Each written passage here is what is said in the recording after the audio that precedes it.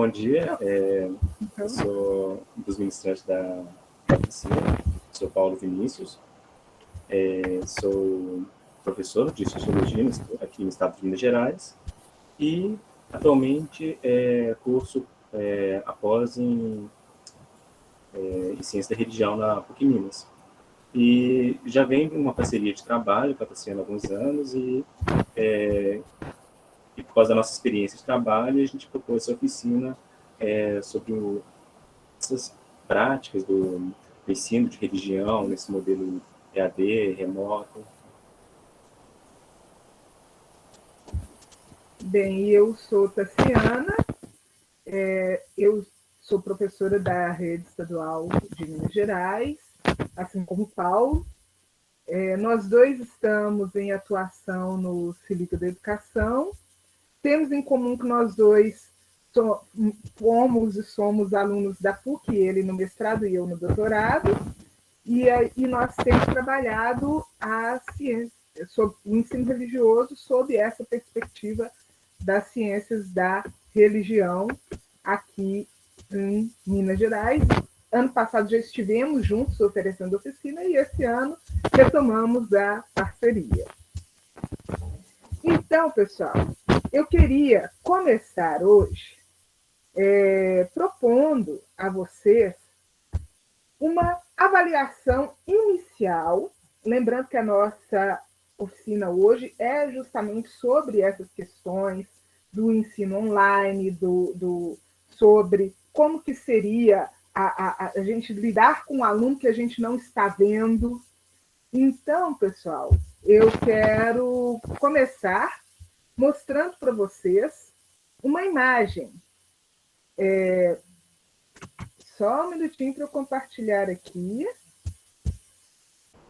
Em 2020, nesse clima de início de pandemia, onde as secretarias de educação tiveram que pensar em alternativas para atender os estudantes, por causa daquele momento de isolamento social, a Secretaria de Educação do Estado de Minas Gerais, ela criou uma política pública, o REAP, que é o Regime de Estudos Não Presenciais, e ali houve uma dinâmica da seguinte maneira.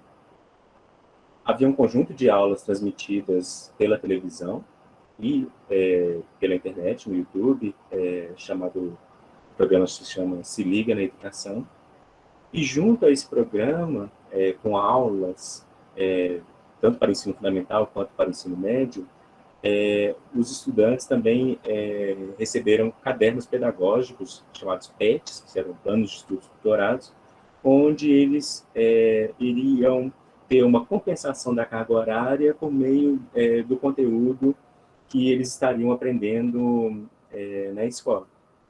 Então, foi uma forma que a Secretaria de Educação teve para auxiliar os estudantes nesse momento. E eu e a Tassiana, a gente participou tanto da gravação das aulas, nesse programa Se Liga na Educação, quanto na elaboração desses materiais didáticos.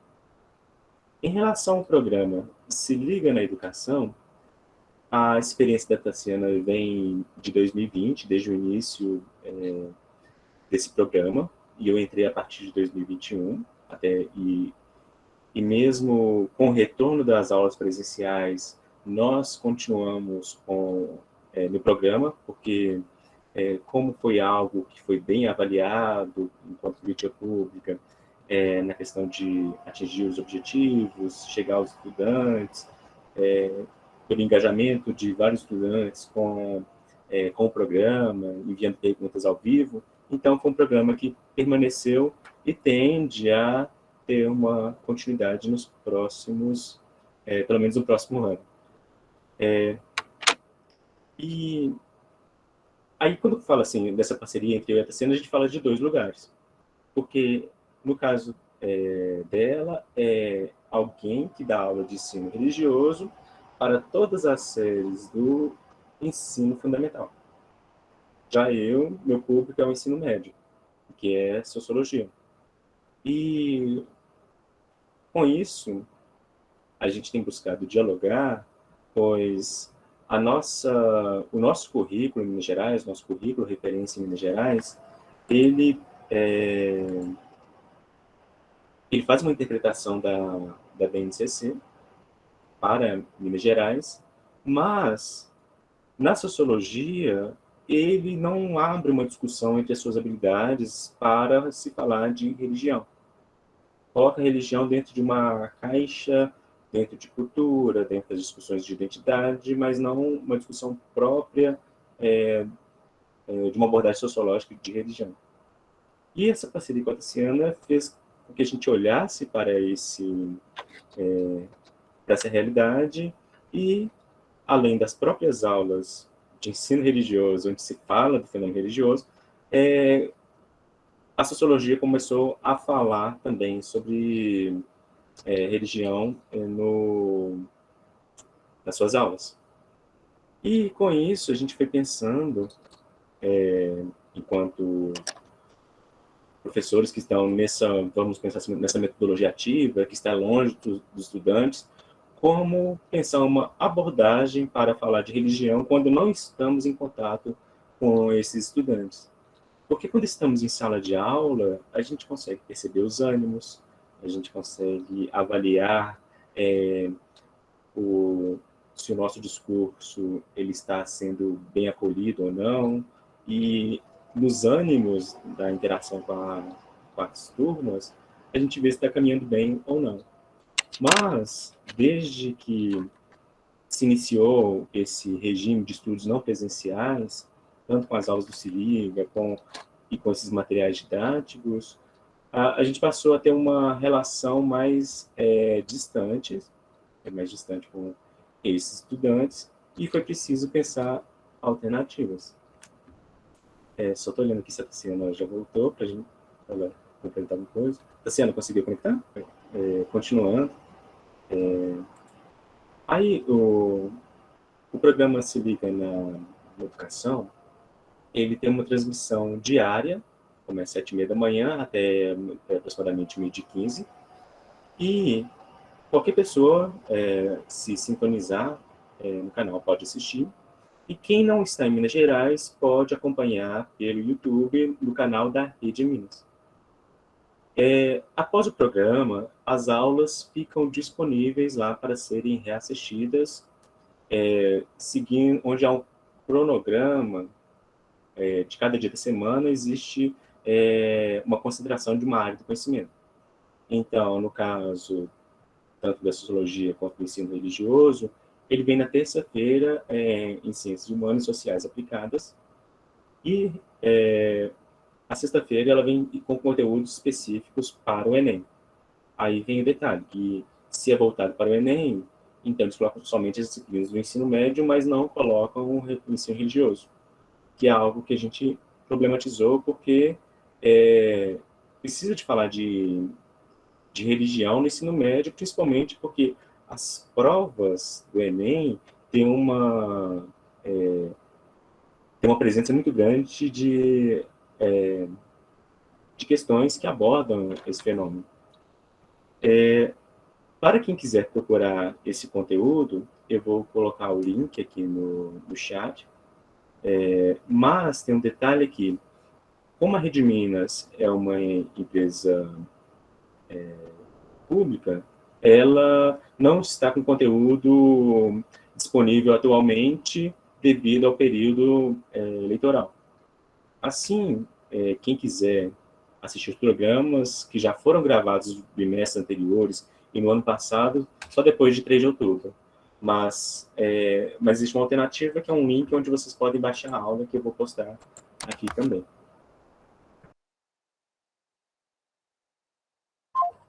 Gente, ela conseguiu abrir de novo o Meet e já está entrando de novo.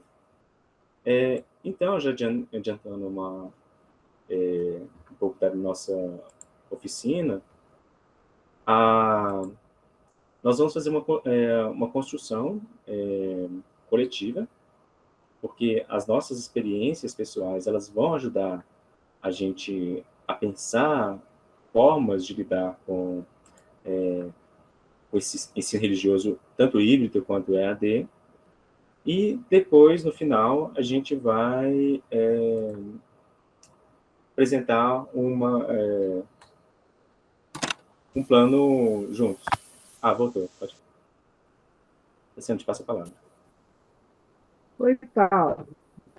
Oi, pessoal. Infelizmente, eu não sei o que aconteceu hoje. Ontem, minha internet ia muito bem. Hoje, não ajudou muito. Desculpa, mas eu não sei em que ponto vocês estavam. Eu não estava ouvindo. Ah, tá. Eu falei do Se Liga, da nossa experiência no Se Liga. Ah, sim. E aí, considerando o nosso planejamento, né, a gente tinha combinado de falar um pouquinho sobre como que surgiu o Se Liga, não foi?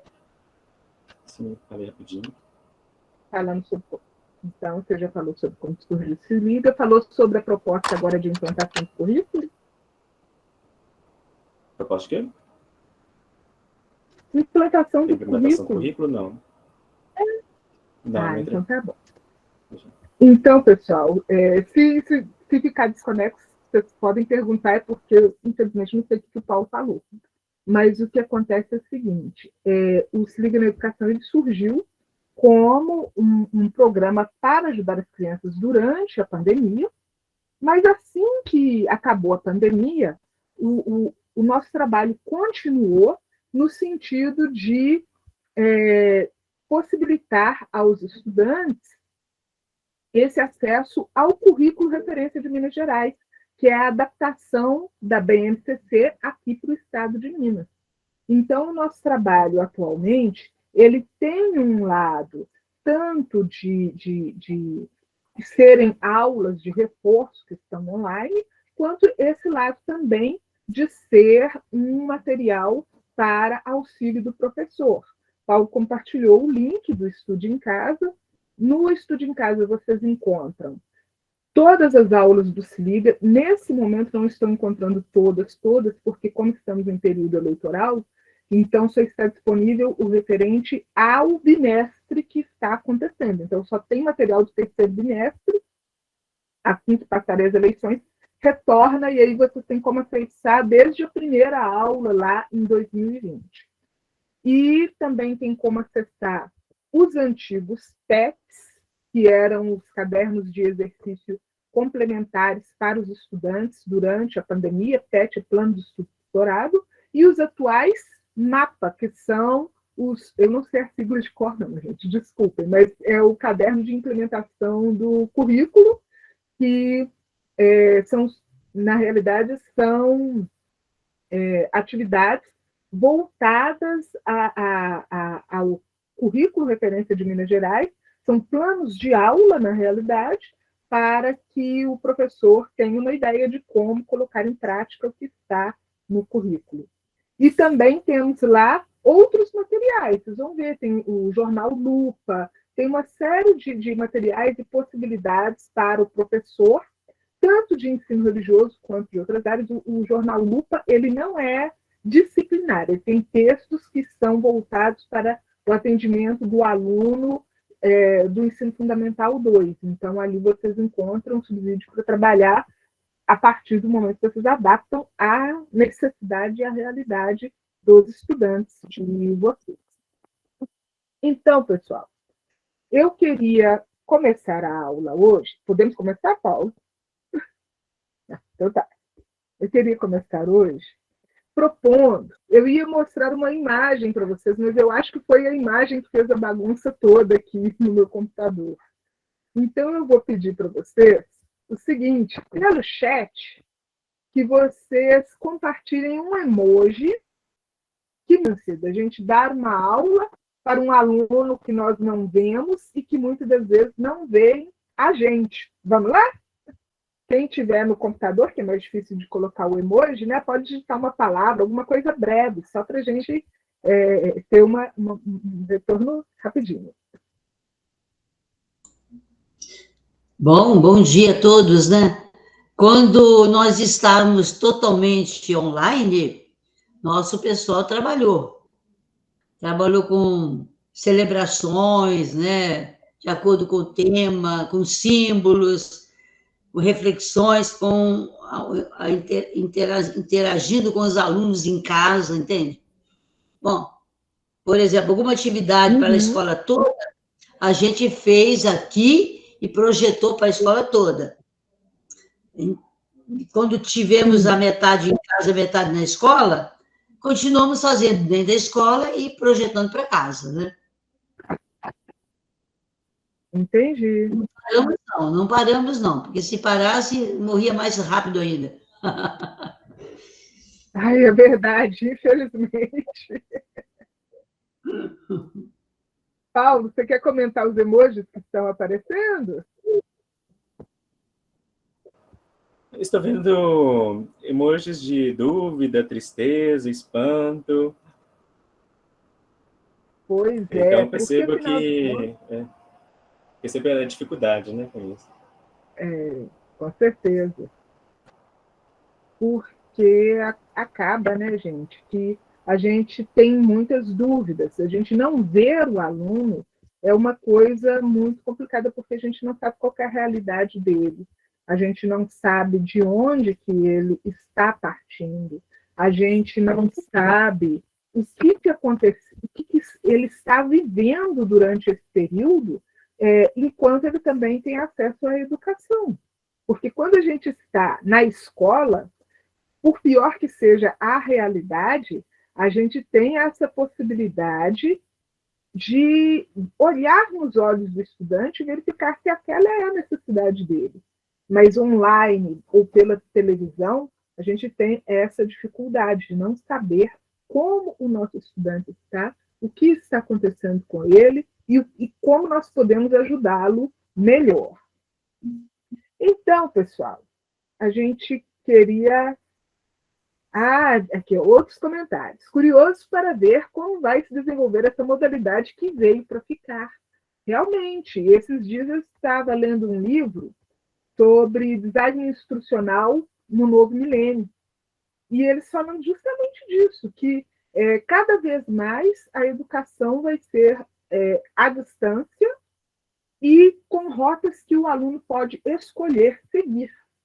Então, a gente vê que é uma coisa que não tem mais volta. O Heraldo disse, o ensino remoto escancarou a carência dos nossos estudantes. Realmente, né? Porque a gente vê a desigualdade, nós vamos falar sobre isso, não é verdade, Paulo? A desigualdade do acesso, a desigualdade de material, e às vezes até a questão regional, porque aquele aluno tem condição de ter, mas na região onde ele está, ele não tem acesso à conexão, não tem acesso até mesmo à rede, ao sinal de TV, a gente já passou por isso também. O ensino híbrido se fortalecerá no país a partir do momento que for colocado formas diversas de condições para todos e todas. Realmente, contribuição importante que vai ser útil daqui a pouquinho quando a gente for falar sobre acessibilidade, não é verdade, Paulo? Seu microfone está desligado, Paulo. Sim. Daqui a pouco a gente vai entrar nesse ponto da acessibilidade. Sim. E aí, nós somos quantos? Aqui para mim não está aparecendo. Está aparecendo para você, Paulo? Eu queria acrescentar uma coisa que eu não falei na hora que eu me expus, que a gente deu. Online a gente deu, na outra forma também a gente deu. Agora, isso é verdade, o que o colega falou aí, eu estou numa escola particular, católica, de uma diversidade religiosa enorme em cada sala de aula. Então, o que se precisou trabalhar mais foi aquele relacionamento mesmo à distância, aquele se deixar conhecer. O professor teve muito cuidado em fazer reflexões com os alunos que pudesse ajudá-los nesse contexto em que se vivia. Naquele momento, gente perdendo familiares, né? Aqui mesmo na escola, marido, esposa e gente com coronavírus sofrendo em casa. Então, essas questões foram levadas para a sala de aula pelos próprios alunos, porque havia uma interação, não era uma aula gravada que não haveria possibilidade deles se exporem. Não, eles tinham que fazer alguma coisa, dar retorno também, se colocarem também. 100% conseguiu fazer isso? Não.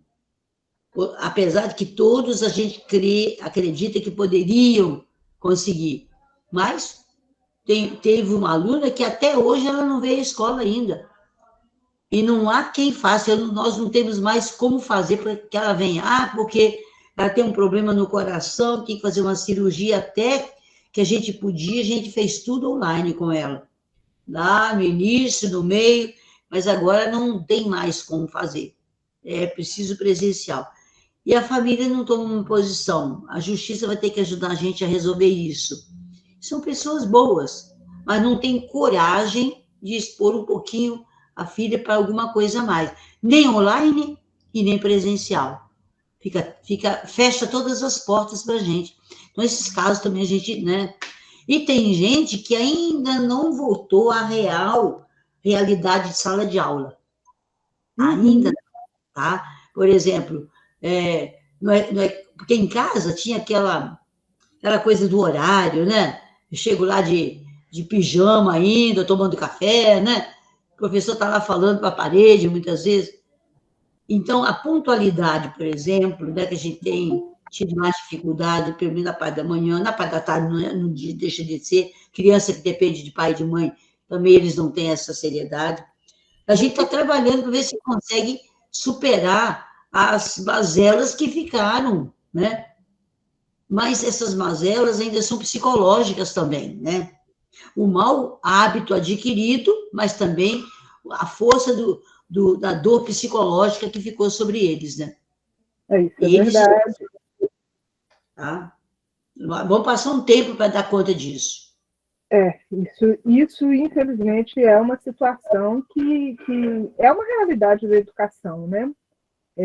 A gente tem alunos que não voltaram com o mesmo ânimo, a gente tem alunos que voltaram sem saber o que é a escola, a gente tem alunos, eu fico pensando nos alunos que estão no terceiro ano, que é a primeira vez que eles estão tendo aula presencial, né? Eles pararam lá na educação infantil e voltaram no terceiro ano. E assim também são várias realidades. Eu queria convidar vocês agora a participar com a gente. Nós vamos falar um pouquinho de vários aspectos de coisas que são necessárias a gente observar quando nós pretendemos gravar uma aula. E aí eu vou compartilhar a tela aqui com vocês de um recurso do Google que se chama Jamboard. Vocês conhecem o Jamboard?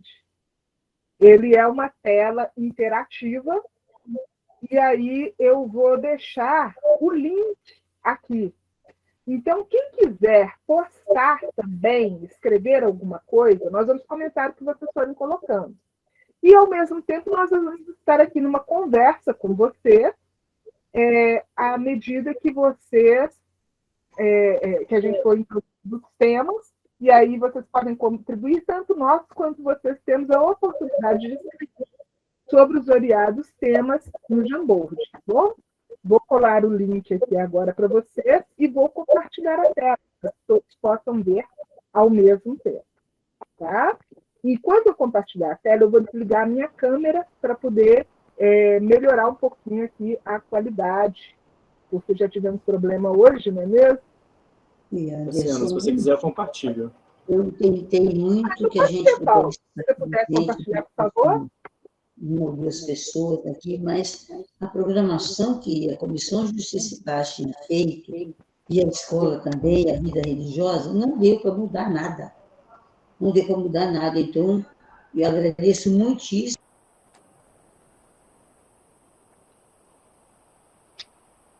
Então, pessoal...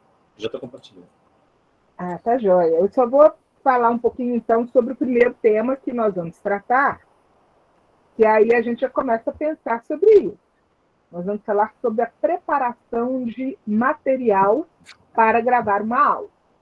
Toda aula que a gente vai ministrar, seja dentro da escola, ou seja fora, seja na realidade EAD, a primeira coisa que a gente tem que ter em mente é que nós precisamos preparar essa aula.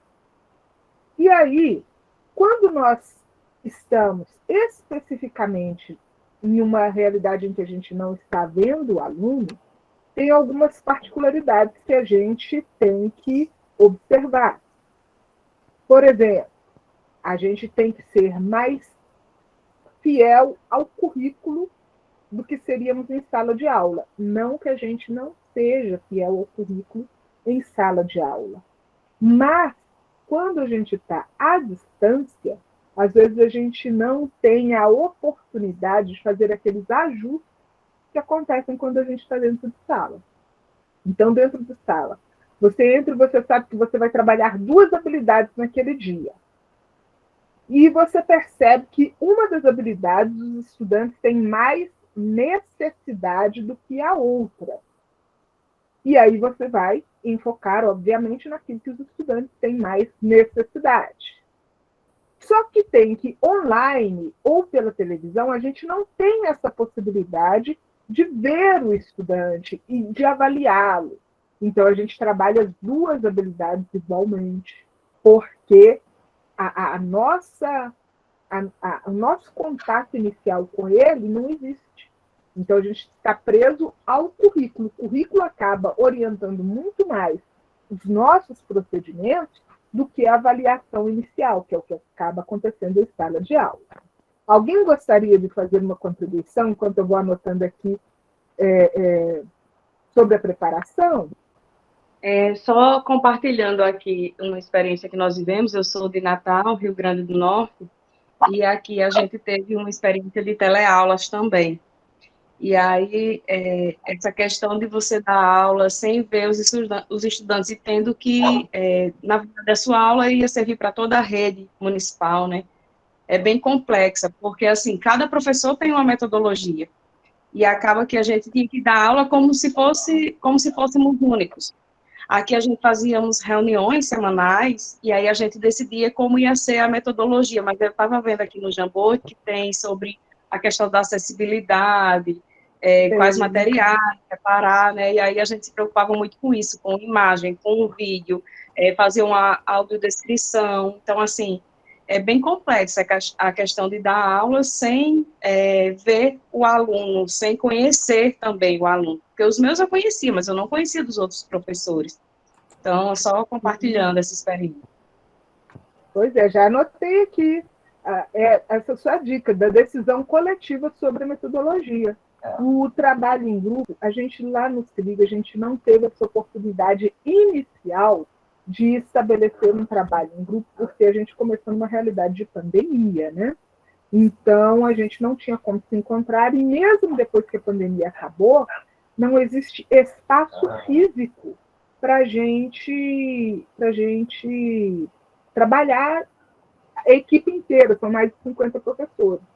Mas a gente tem essa possibilidade de trabalhar em conjunto a partir de afinidades, ou a gente que é da mesma área, igual eu e o Paulo, que somos ciências humanas, a gente sempre se encontra, então nós temos a oportunidade de estabelecer trabalhos em conjunto. O que não quer dizer que nós disciplinares e de entre áreas diferentes. Eu gravei uma aula esses dias, assisti com o professor de História de Língua Portuguesa, na primeira parte, e na segunda parte esteve a professora de Arte e a de Biologia. E aí a gente percebe assim, que existe sim essa interdisciplinaridade, essa movimentação dos professores, e a decisão coletiva sobre a metodologia, sobre a preparação do material, ela é muito importante, sim, para que a aula tenha uma qualidade. Tem ali um comentário. Cuidados técnicos com a imagem e o som. Realmente, os cuidados técnicos também são muito importantes. No nosso caso, a gente não tem muito essa preocupação, porque fica a cargo da Rede Minas, mas nós vamos falar um pouquinho depois sobre cuidados tanto da acessibilidade do estudante, que acaba passando por isso também, quanto os cuidados pessoais, como que a gente deve, as coisas que a gente deve observar sobre a nossa imagem enquanto professores quando nós estamos gravando aulas.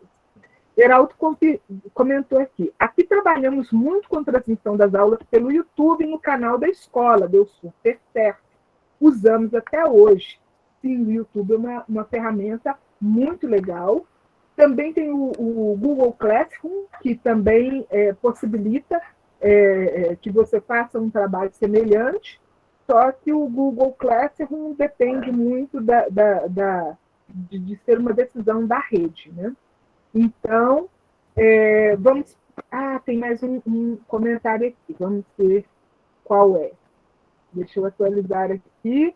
Não reproduzir a mesma metodologia das aulas presenciais, sim, com certeza.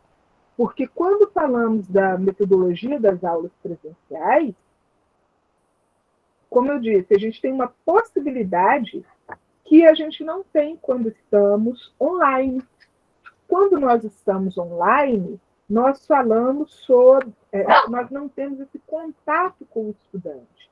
Quando nós estamos presencial, a gente pode fazer avaliação inicial e continuada, a gente pode propor metodologias ativas com mais eficácia, o que não acontece na televisão. Na televisão, para a gente propor metodologias ativas é um desafio. Ontem, aqui em Minas, teve um telejornal que fez um negócio, eu não tinha parado para pensar nisso. É uma coisa tão simples, mas tão simples, e que acaba que funcionou tão bem para o telejornal.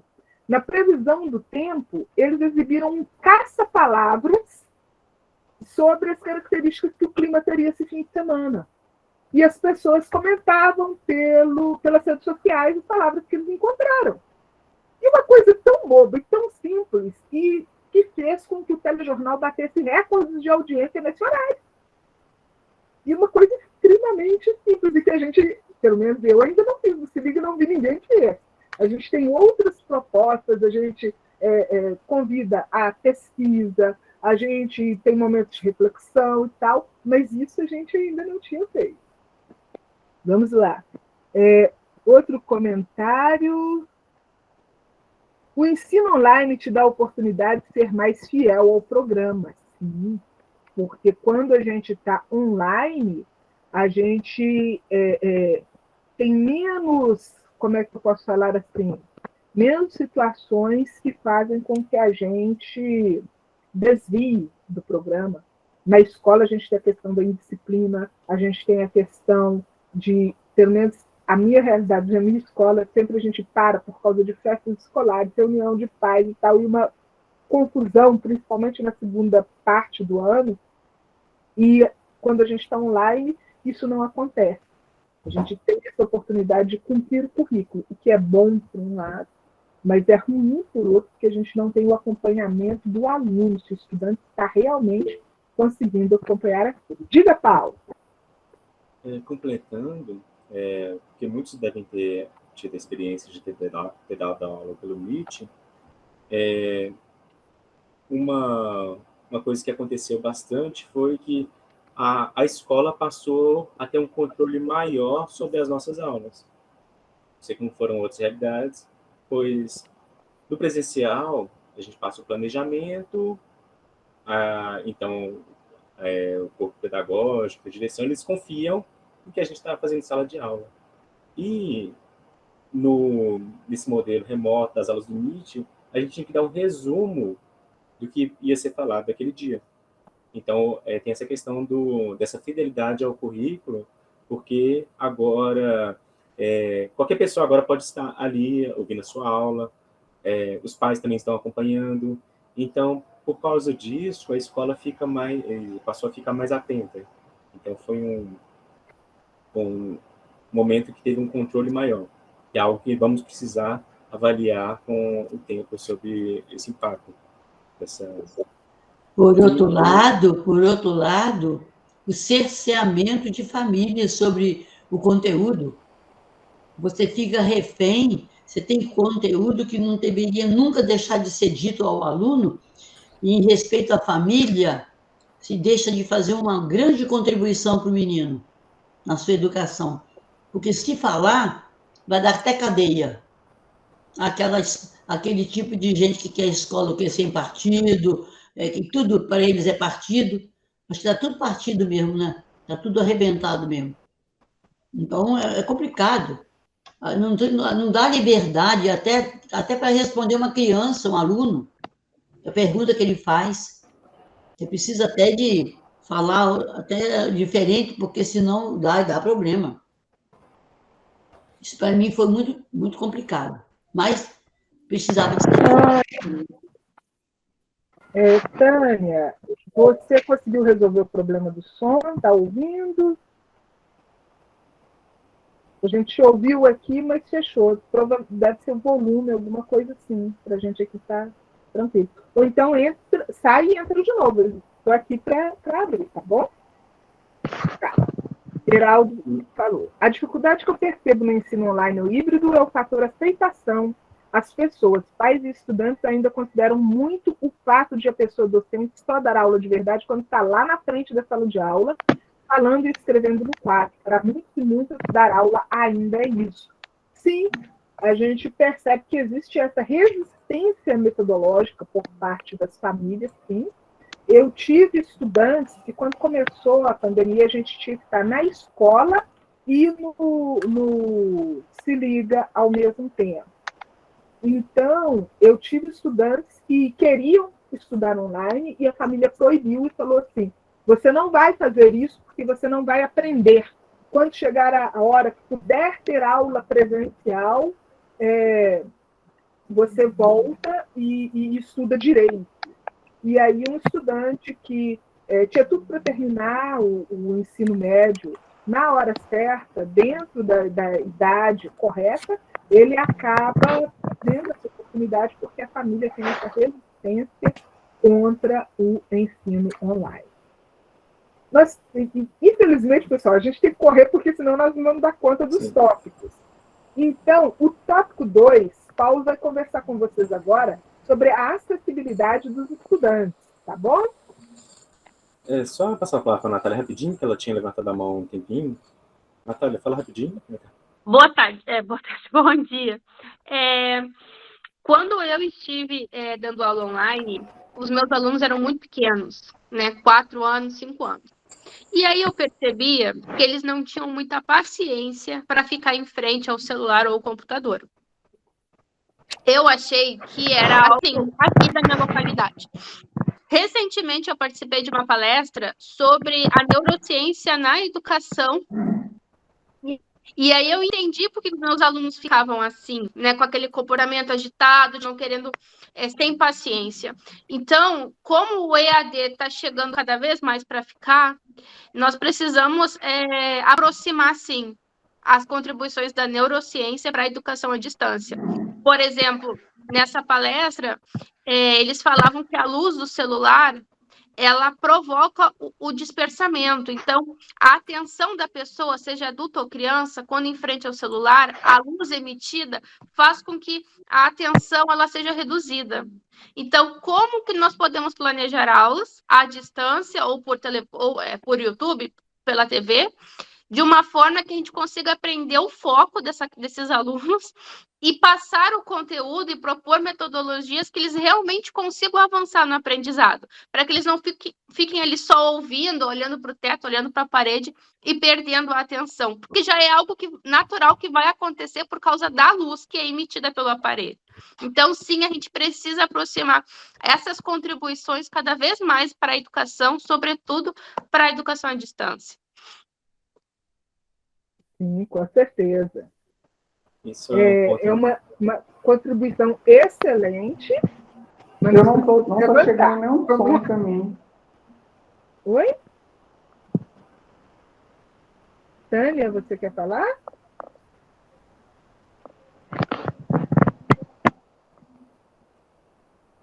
Bom, então vamos avançar para o próximo ponto?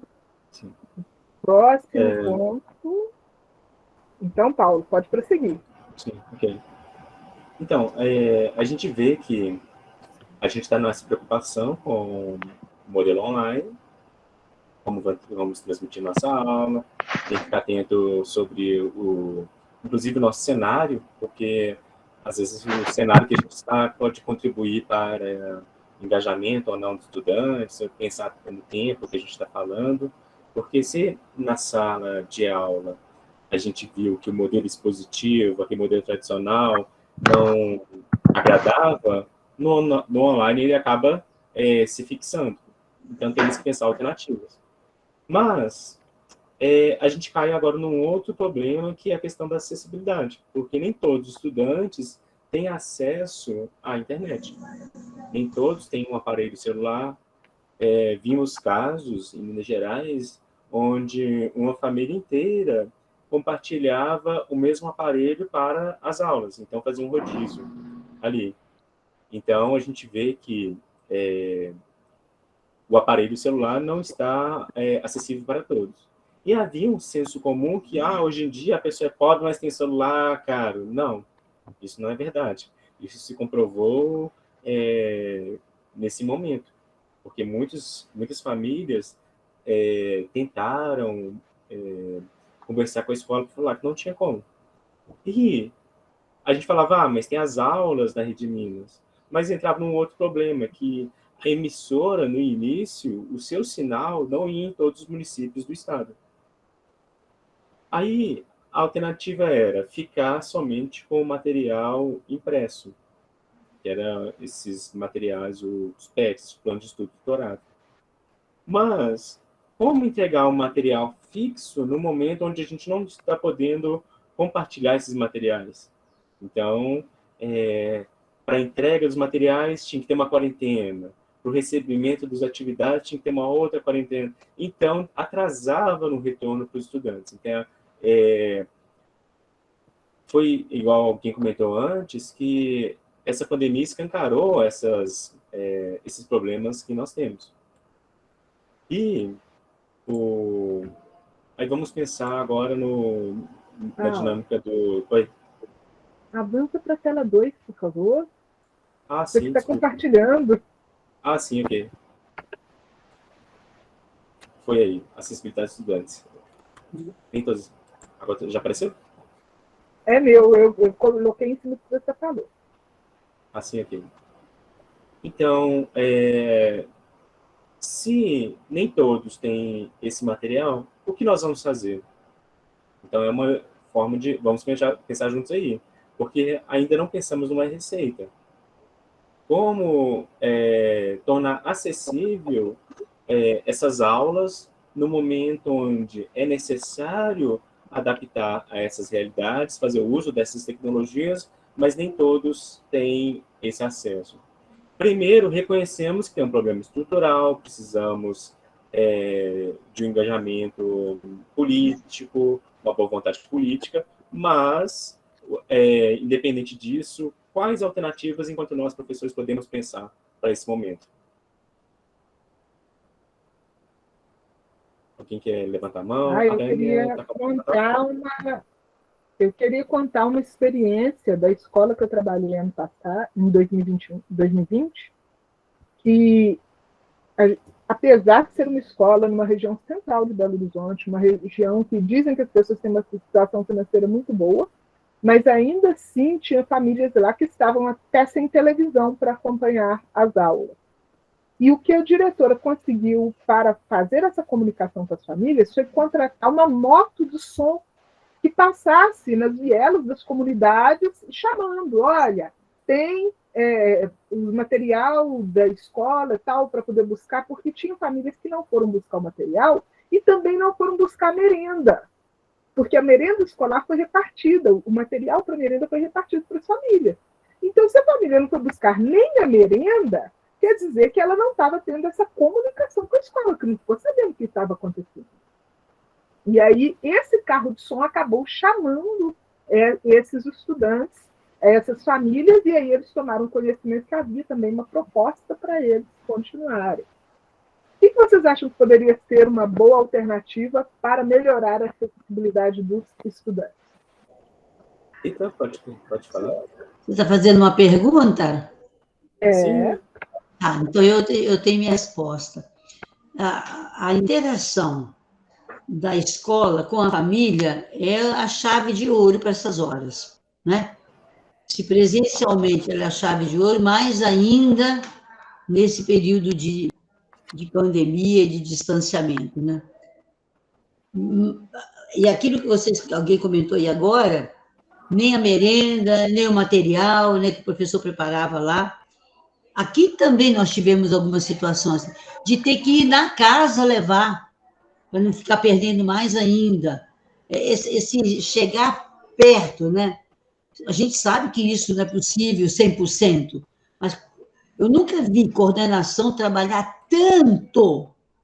Se o professor se desesperou para dar uma aula que pudesse chegar e fazer um aprendizado bom dela, eu acredito que foi desafiador também. Mas a coordenação para colocar a família, o aluno, em interação com a escola, misericórdia. Foi muito trabalho. Eu não sei como que é possível alguém... se a pessoa trabalhava meio expediente, ela tinha que ficar o dia inteiro à disposição da família. Por quê? Porque não davam conta de atender na hora que a pessoa estava na escola trabalhando. Então, foi muito desgastante e, graças a Deus, que a gente pôde voltar já, né? Mas foi muito difícil. Verdade. O pico de entrega de trabalhos online pelos meus alunos era entre 2 e 4 da manhã. E aí a gente pensa como que estava sendo a organização dessas famílias. Né? Pois é. Então... Vou postar uma sugestão aqui, que seria a parceria com as rádios da cidade. Por favor, Paulo. Atualiza a tela que eu estou mostrando tudo aqui e não está saindo. Ah, tá, eu escrevi no... Era... Apareceu. Ah, então tá bom. Então pode falar que aí eu coloco a próxima também. Eu vou escrever então. Parcerias com as rádios da cidade. Os professores têm um espaço para conversar com a comunidade. Porque se a televisão não está para todos, inclusive, teve que vender a televisão para poder se alimentar. A senhora presenciou um caso assim. Mas acaba que o radinho, até o mais simples, continua em algumas famílias, inclusive a mais simples, mais carentes. Então, uma forma de chegar, fazer, olha, entrar em contato com as rádios, falar, nós precisamos chegar a essas famílias, precisamos dar essas informações, precisamos conversar com os estudantes, precisamos manter os vínculos. E tem regiões que existem as rádios comunitárias. Então, seria interessante criar essa parceria, porque a escola, ela faz parte de grande parte da vida dos estudantes, mas ela ignora, muitas vezes, a vida desses estudantes fora daquele espaço. Ignora a vida deles na comunidade. Então, uma forma de aproximação é por meio dessas rádios, principalmente quando são rádios locais, que as pessoas que estão ali falando são lideranças da comunidade. Então, uma forma também de alguns professores, a direção também está ali presente. Tem mais alguém que pode também dar propostas para esse processo de acessibilidade?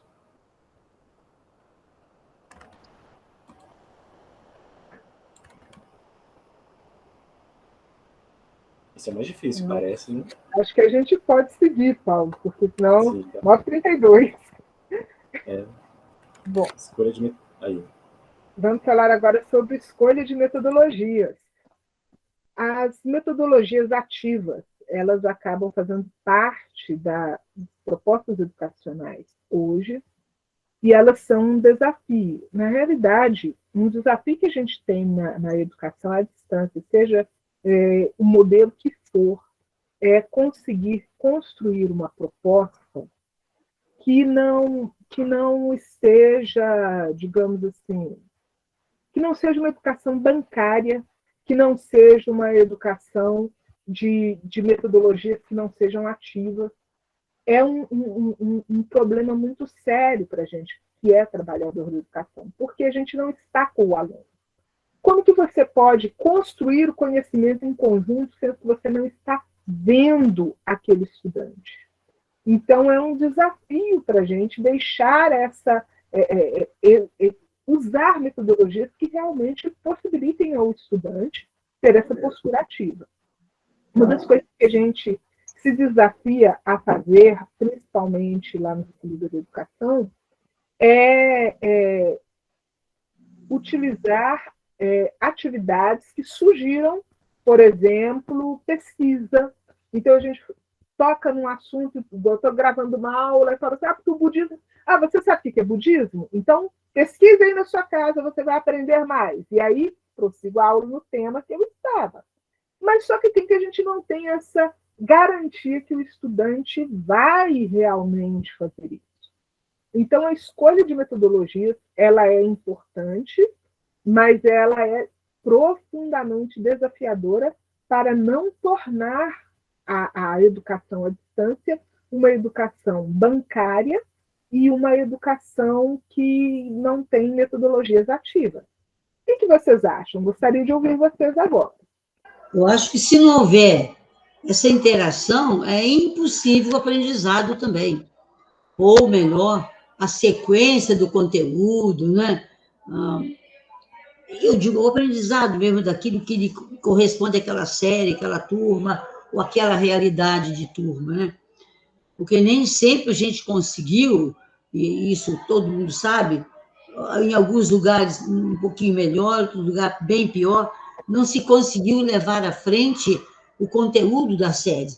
Portanto, se houver essa interação e se reconstruir, vamos dizer assim, a participação, aí é possível o aprendizado ser melhor. Se não houver essa interação, portanto, aquelas aulas, eu sei de escolas que fez aulas gravadas, por causa de uma questão até profissional, não, questão econômica, alguma coisa assim. Então, o aluno tinha que ouvir aquela aula 3, 4, 5 vezes. Aí bancária é mais do que bancária, né? Uhum. A minha forma de pensar.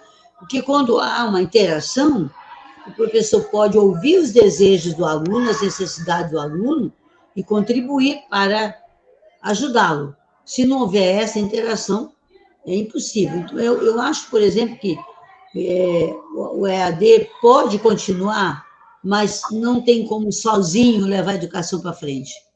Até para os adultos eu tenho preocupação, até para as universidades. O que vai sobrar para depois a gente trabalhar a sala de aula, tá? Tem muita preocupação, muita, porque não é tão simples assim, não. Segura mais a gente naquele conteúdo, eu me disperso menos, mas não é questão do professor, é questão do aluno. Como é que o aluno vai assimilar, como é que ele vai levar para a prática, como é que vai ser dessa educação bancária, né? Para poder fazer com que isso se torne um conteúdo vital, que sirva para a vida dele, né? Só pode ser com interação, não tem outro jeito. Com certeza. Andresa, tinha levantado a mão, você gostaria de falar alguma coisa? Sim, a respeito da interação ainda e do que a gente está discutindo aqui nessa oficina, eu percebo que o que acontece é porque é tudo muito novo para a gente, né? Então, nós, professores, também temos muitas dificuldades, né? A colega estava falando, assim, da dificuldade com a EAD, né, até em universidades, porque realmente é um tipo de educação que demanda muita autonomia do aluno, e a gente sabe que as crianças não têm, né? Até você falou da questão do retorno, né, que às vezes era durante a madrugada, assim, acho que todos os professores vivenciaram isso. Então, por quê? Porque a criatura, ela não tem hora para fazer as coisas, ela precisa de uma orientação, e aí eu acredito, sim, que é possível uma educação híbrida, uma educação EAD, a longo prazo, assim, a gente está aprendendo agora como se faz, né, e que é uma necessidade, porque, assim, eu sou professora de escola pública, mas esses dias estive numa escola particular para conhecer, talvez matricular meus filhos lá. E aí, lá na escola particular, eles têm uma carga de hora-aula extra que o aluno vai fazer em casa. Então, e são crianças, a minha menina tem 10, minha menina tem 11, né? Então, assim, é uma coisa que já está começando e, assim, a sociedade vai precisar se adequar a essa nova realidade. Eu sou entusiasta, assim, eu acredito que a tendência é não acabar nunca mais, né? É só aumentar. Obrigada. Eu que agradeço, Andresa. Heraldo colocou aqui no chat. A principal metodologia ativa é a liberdade de condições. Só que eu queria entender, Heraldo, você diz liberdade de condições de acesso ou liberdade de condições de ensino? Olá, então vamos lá. É os dois, liberdade de acesso e liberdade de ensino também, né? Quando eu falo em liberdade de condições, nós, todo ser, né, todo ser humano, tanto o professor quanto o aluno, ou aluna, ele não aprende da mesma forma. Nós, professores, não encaramos os recursos da mesma forma, né? Eu tenho uma dificuldade de trabalhar, por exemplo, com esse recurso que vocês estão usando aqui. É um recurso simples, muitos dizem que é simples, só que para mim já é muito complicado, né? E o aluno também da mesma forma, né? Então, é liberdade de condições, é de acesso, liberdade de ensinar, de aprender, é uma mescla aí, né? E aí, aproveitando a minha fala, e as dificuldades, eu trabalho no ensino fundamental, no ensino médio e também trabalho no ensino superior. E eu vejo a dificuldade da mesma forma, só muda de endereço, só muda de nível, de sala, de prédio, mas a dificuldade é a mesma. Nós, brasileiros, né, olha, nós estamos discutindo uma coisa aqui que já é uma tendência no mundo inteiro há muito tempo, né? E nós ainda estamos debatendo essa questão do ensino online, do ensino EAD, né? Que ainda é muito criticado, principalmente pela academia, né? A academia ainda critica muito, por exemplo, mais lá na frente, né? Enquanto lá nos Estados Unidos, mestrado e doutorado, por exemplo, já é possível fazer online há muito tempo, aqui no Brasil ainda não, né? Ainda há uma crítica muito grande de quem estuda remotamente, né? Então, essa questão dessa liberdade de condições, ela permeia por N caminhos, né? É preciso fazer muito investimento, é preciso que a comunidade aceite também essa condição de estudar online, remotamente ou híbrido, né? A gente até tentou, depois que voltou a pandemia, a gente mantém o nosso canal aqui que nós temos no YouTube com atividade de revisão, até porque nós estamos trabalhando com recuperação de aprendizagem, né? Mas ainda tem muita resistência. Por que a gente escolheu o YouTube? Porque é uma plataforma que o jovem está acessando o tempo todo, né? Tudo eles vêem no YouTube. Então, nós vamos optar pelo YouTube, que aí eles não vão ter como, mas nós também temos o Facebook da escola, que a gente posta lá também, né? A gente já conseguiu fazer reuniões pelo YouTube ou pelo Facebook da escola, mas a liberdade de condição, de fato, é uma liberdade para todos e todas, né? Sim. Agora nós vamos prosseguir, vou pedir para você prosseguir, Paulo, e falar um pouquinho sobre a apresentação do professor. Então, tanto para nós que estamos lá gravando, quanto para quando estamos numa aula do Meet, temos que ficar atentos à nossa postura. Porque, vamos pensar, quando estávamos em sala de aula, talvez tínhamos uma postura mais...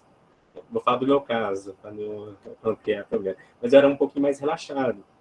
Por exemplo, a roupa que eu vestia. Então, eu tive que adotar uma postura mais formal, porque, como os estudantes, que foi falado, eles acordam e já vão para ligar a aula e deixar a câmera ligada ali. Então, a gente tem que mostrar uma imagem de que o professor ele acordou, mas ele está preparado para aquela aula. Então, eu tive que agora repensar a roupa que eu estou dando enquanto eu estou no Meet.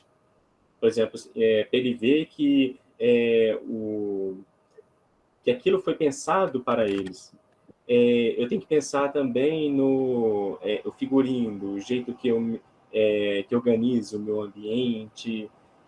Então, por mais que a gente vai ficar num aspecto um pouquinho mais formal, usar essa palavra, isso vai mostrar para o estudante que aquele professor está preocupado com ele. Então, ele preparou aquela aula, ele está ali disponível para ele. Não entrou na câmera do Meet só porque tinha que entrar. Porque quando ele vê que houve esse preparo, ele fica mais disponível. Mas se ele olha para a gente e acha que a gente acabou de acordar e só ligou e está igual a eles de pijama, então a gente vai ver que vai criar uma resistência também.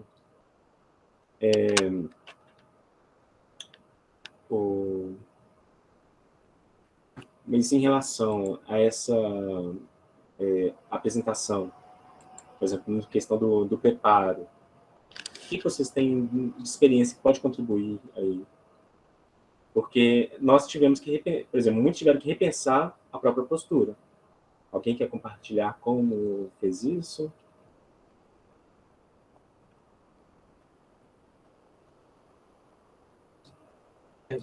Oi. Paulo, queria comentar que está aqui no Jamboard uma nota assim: é imprescindível uma formação continuada do professor para o ensino remoto, híbrido e EAD. E eu queria falar um pouquinho sobre a nossa experiência lá no CIVIG, essa questão da imagem e a falta que a formação específica faz. Porque o que aconteceu? No início, eles contrataram uma equipe de imagem e jornalismo e levaram os professores para trabalhar. Então, os jornalistas, eles ainda tinham um pouquinho mais de visão do que acontece, como que a gente deve agir, tudo, mas o professor não tem, a gente tem a noção do que funciona em sala de aula, não do que funciona na tela. Então, uma coisa boba, a relação entre a roupa que nós estamos vestindo e o fundo de tela. E aí, o nosso cenário lá, no início, ele era cinza, amarelo e preto. E aí veio uma orientação para a gente que a gente não vestisse cinza, nem amarelo e nem preto. Ok, só que depois que a gente começou a trabalhar, nós descobrimos que o preto aparecia na filmagem, o que não aparecia era o azul marinho. E aí, teve tanto de professor dando aula, e quando ele passava na frente da tela de apresentação, ele só aparecia a cabeça e as mãos, porque ele estava vestido de azul marinho. Mas a gente não tinha noção disso. Então, a formação para o profissional que vai trabalhar na EAD, no ensino remoto, no ensino híbrido, às vezes ela vai além de simplesmente aspectos didáticos e pedagógicos. Ela tem que passar também por coisas que não são propriamente da área da gente, como essa questão da imagem pessoal, que roupa que você vai vestir que vai dar certo, coisas que a gente aprendeu também. A gente não grava de roupa listrada, a gente não grava de roupa de bolinha miudinha, porque isso tudo dá problema na gravação. Não daria problema para a gente estar na sala de aula, mas na gravação não vai ficar. E a gente não pode gravar de verde, senão os alunos fazem meme com a gente, por causa do fundo verde. Realmente. E de roxo, daí não é legal, porque interfere no intérprete de Libras, né? Uma vez eu não sabia, eu fui de roxo, e aí depois eu tive que regravar o intérprete, que ele sumiu. E isso é um detalhe que agora, por mais que a gente está ali com a câmera, tanto do quem está no estúdio quanto no computador, a gente tem que estar atento também a outras coisas. Por exemplo, lá a gente tem a preocupação de falar devagar, porque tem um intérprete de Libras. Eu tenho que preparar a aula, eu não posso improvisar, porque eu tenho que chegar para o intérprete de Libras e falar, olha, eu vou falar determinados conceitos, eu vou falar eu falo o nome de determinados autores, para ele já pensar com antecedência quais sinais vão ser usados. Então, agora, isso é coletivo. Agora, eu estou sozinho, mas não estou sozinho naquele momento, porque eu tenho que pensar em todas aquelas pessoas que estão me ajudando. Então, se no momento eu sei mentalmente o que eu vou falar durante todo o discurso que eu vou ter, agora não. E porque para aquele momento lá, todo mundo tem que saber do meu roteiro para fazer o jogo de câmera, que momento que eu vou para o quadro, para eles alternarem a câmera. Eu tenho que estar atento a essas coisas também. Então, isso exige um tipo de formação que nós não tínhamos antes. Por exemplo, se pensarmos na nossa formação docente. Então, é algo que contribuiu para, inclusive, a minha fala nas aulas do Meet. Por exemplo, em sala de aula eu falava muito rápido, agora eu já falo mais devagar. Então, é essa preocupação que temos que passar a ter agora. Agora, você colocou aí, tem que ter uma cooperação com a equipe. Por causa do nosso tempo, pode passar para o próximo tópico, Tacena? Eu tinha que falar que eu coloquei isso com base no que você falou, mas vamos passar para o próximo tópico, senão a gente não dá conta. Para metade. Sim. Então, nosso próximo tópico aqui, a gente falou sobre o uso de mídias. Eu vou dar uma acelerada, gente, que só faltam 10 minutos. Mas o uso de mídias, a gente tem que observar direitos autorais, porque é uma coisa que vai ficar gravado. Então, para a gente evitar, o YouTube hoje já tem dispositivos que ele derruba mesmo. Você colocou ali uma imagem sem fonte, você colocou um trecho de um vídeo, se dependendo do que você colocou, vai ser derrubado. Então, a gente tem que observar sempre as normas de direitos autorais no que a gente usa de material para que não haja nenhum problema. Existem materiais de acesso livre, existem materiais que você deve pedir permissão para usar, e existem materiais de acesso proibido. Então, uma dica que eu dou para vocês, quando vocês forem pegar material da internet, sempre vão no final do site, que ali costuma ter, falando se é um material copyright, que você não pode copiar, ou se você pode utilizar aquilo. A aula autoral também é uma coisa muito importante, porque às vezes a gente copia um modelo de aula, e isso pode acabar se tornando um problema lá na frente, porque às vezes a pessoa corre o risco de aplicar uma metodologia que não é adequada ao contexto. Vamos para o próximo?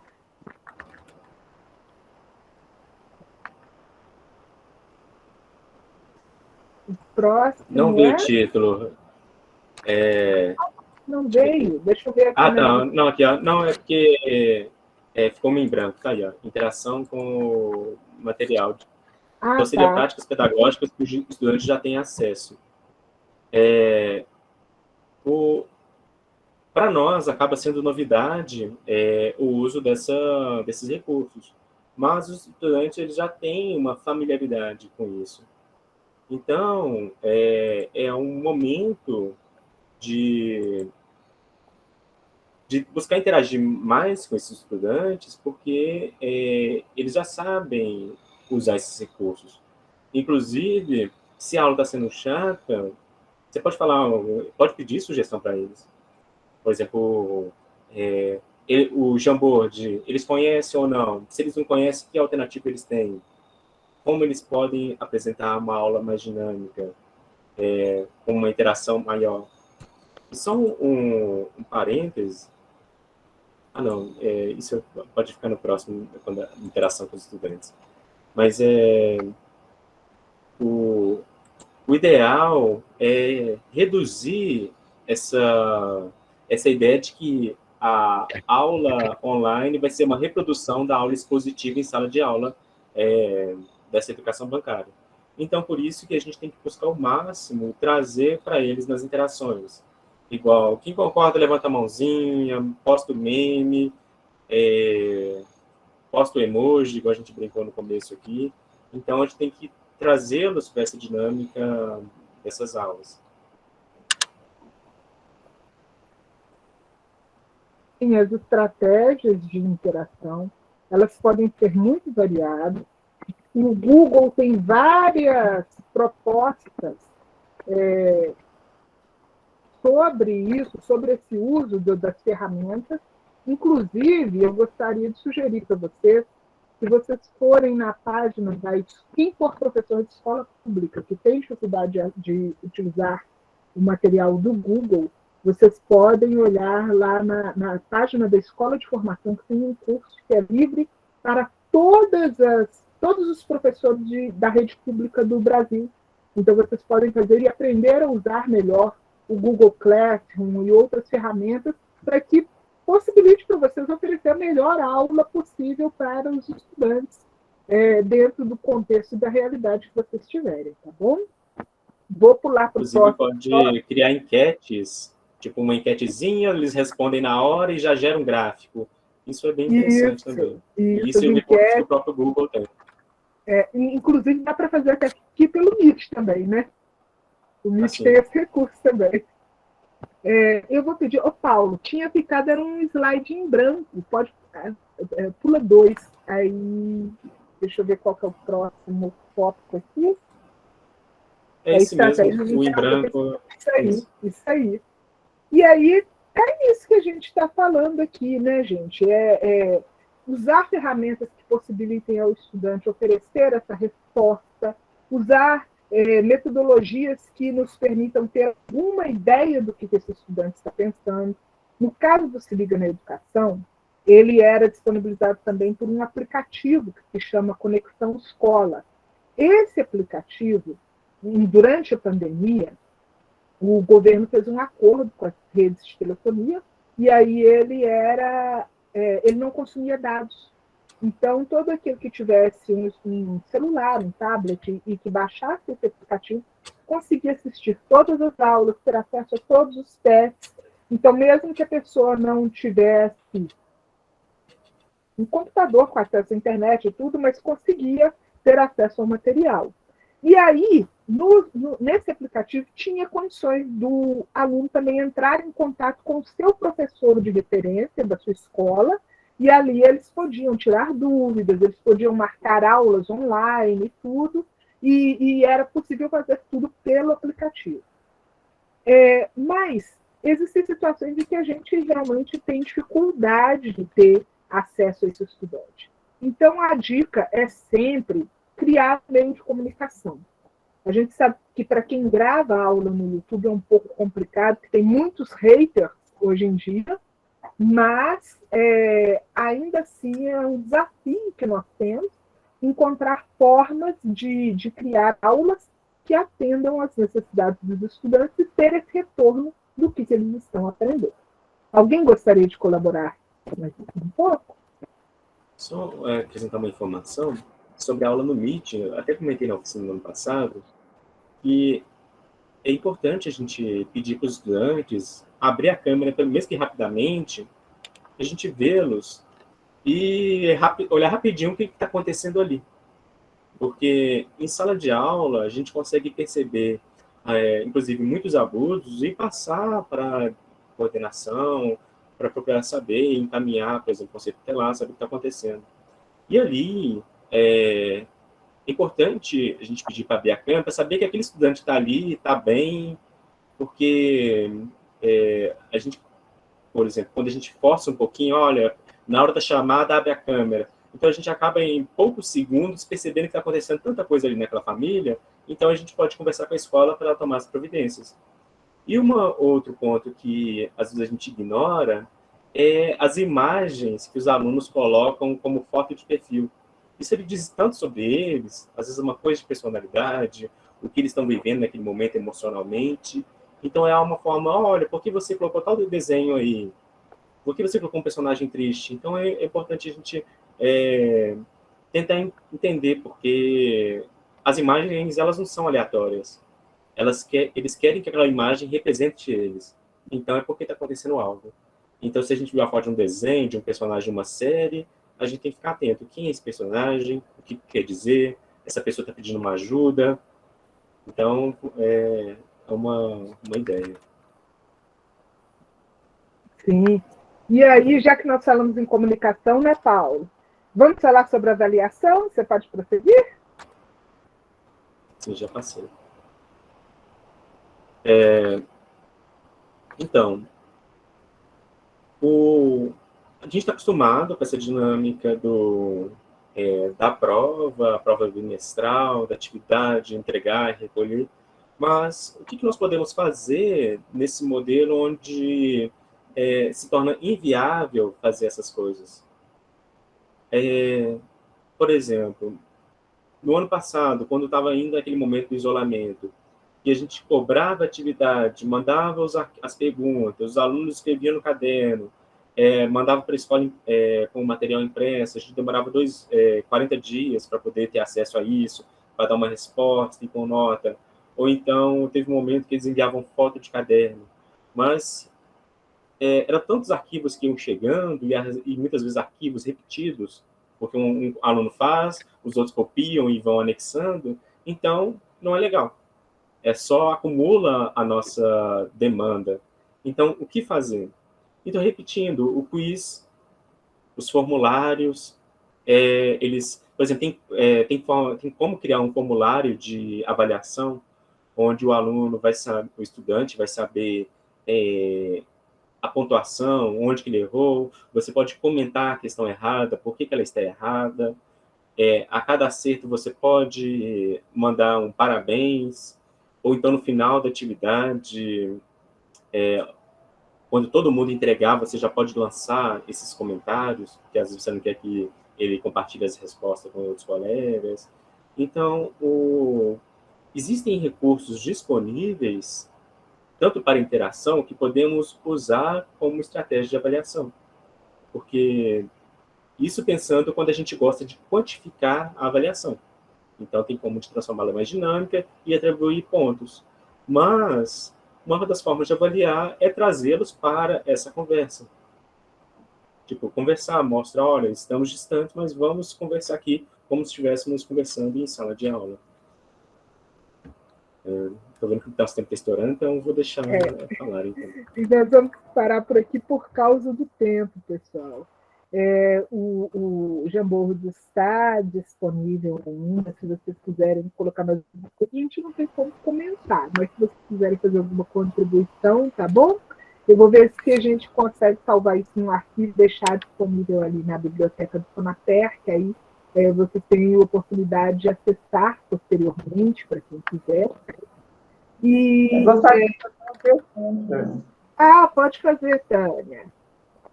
Então, ontem eu não consegui participar da oficina na parte da tarde. Eu tentei entrar na sala várias vezes, mas eu não obtive resposta, sabe? Aí eu fiquei na dúvida, né? Hoje deu tudo certo, graças a Deus. Mas ontem eu não consegui, na parte da tarde, né? Na parte da manhã eu participei. É porque ontem à tarde foi outra dinâmica, não foi oficina. Ontem foi apresentação de trabalhos. Ah, sim. Pois é, mas eu não recebi sobre isso. Ah, entendi. Bom, em todo caso, pessoal, eu vou pedir... Paulo, dá para você encerrar, por favor, o compartilhamento? Sim, ok. Eu queria aproveitar esse último minutinho para agradecer vocês. Foi muito bom estar aqui com vocês. E eu queria tirar uma foto da gente aqui. Vocês poderiam, por gentileza, abrir a câmera para a gente ter esse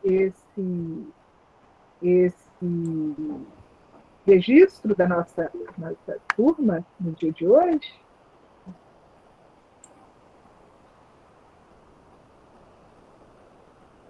Para quem ainda não viu, no nosso chat eu coloquei ali o link da lista de presença, tá bom? E aí vocês podem assinar para vocês terem a certificação de participação. Tudo bem, Iris, a gente entende quem está sem câmera, que a comunicação, a conexão não está ajudando muito, a gente entende a situação.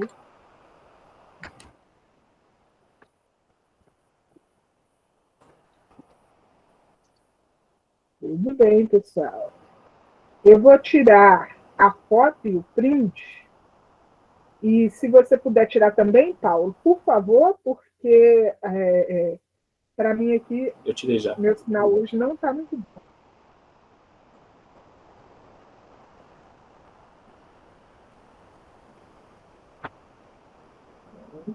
E vou tirar o print também. Prontinho. Pessoal, eu queria agradecer muito a participação de vocês.